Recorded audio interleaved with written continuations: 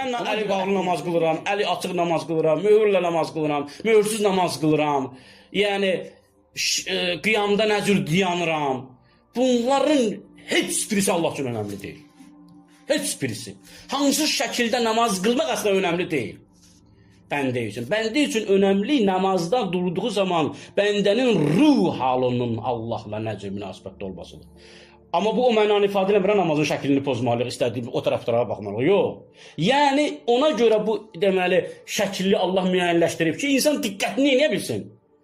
Yönəldə bilsin əslən. Yəni şəkil önəmli deyil, sən belə dayanırsan, əlvi burada qoyursan və müxtəlif etiqadı bəhslər eləsən. Gəlin əli açıq namazın qılmasının dəlillərini sizə isbat edəcək. O burada yox, gəlin mən sizə əli bağlı namazın dəlillərini, gəlin möhürlə namazın qılma dəlillərini isbat edəcək. O burada möhürün şirk olmasını sizə isbat edəcək. Amma bunlar hamısı qafildirlər ki, bunlar bu bəhsləri eləməklə namazın ruhundan bixəbərdirlər və insanları namazın ruhundan uzaqlaşdırırlar.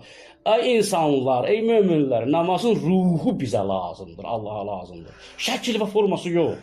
Baxmayaraq ki, şəriətdə biz ona tabi olmalıyıq. Necə deyilməsən tabi olmalıyıq. Amma çox önəmli deyil.